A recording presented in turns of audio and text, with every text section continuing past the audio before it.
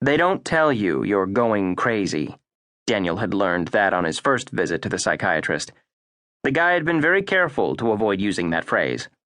But when you start seeing things, hearing things, sleepwalking and digging up dead pets from the yard, there's obviously a cause for concern. That's what had sent Daniel to the shrink in the first place. The MRI and CAT scans had come back negative. From what the doctors could tell, nothing was physically wrong with Daniel, which was both reassuring and troubling at the same time. Because something was definitely wrong. And if it wasn't physical, then it had to be mental, psychological, which isn't exactly something a 16-year-old guy wants to hear. This was Daniel's fifth visit to see Dr. Fromke. As he waited in the lobby, he pulled out his phone and Googled, "Lost Cove is the key."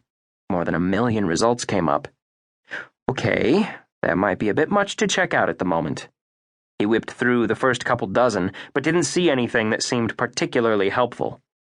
After putting his phone away, he paged absently through the 4-month-old issue of Sports Illustrated that had been left on the coffee table beside his chair. A conversation he'd had with Nicole a couple weeks ago came to mind.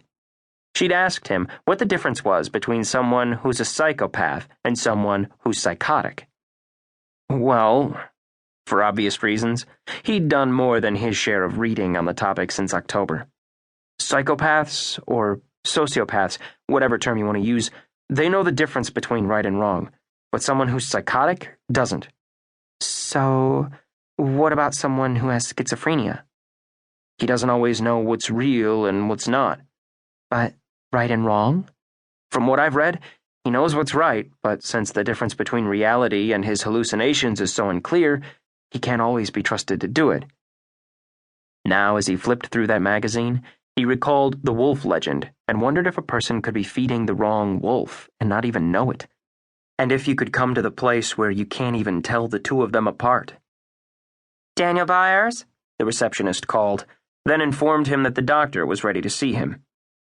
He entered the psychiatrist's office, a cluttered desk with the pocket knife he used as a letter opener beside his inbox, a chair facing the couch, diplomas on the wall, a certificate for volunteering as a counselor at the Derthick State Penitentiary, a bookshelf with 28 books on it with a total of 471 letters on the spines.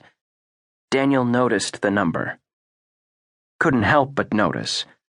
It was just that way with anything dealing with math, with numbers. Dr. Fromke looked like he was about the same age as Daniel's father, but was mostly bald and had a somewhat scraggly beard. He rose from his chair to shake Daniel's hand, then gestured toward the couch.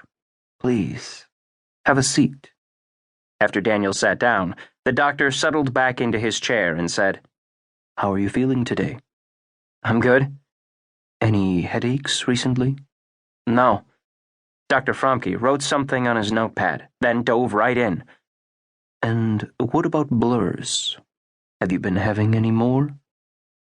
Actually, Kyle was the one who'd come up with the term blur for the times when fantasy and reality, or maybe it was sanity and insanity, merged for Daniel.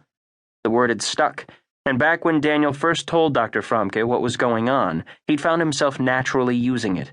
Since then, the doctor had opted for it as well, rather than hallucinations. "No," Daniel told him now. "No blurs." "But what about what happened in English class? Writing that phrase over and over. Does that count?" "No, that was just you being distracted."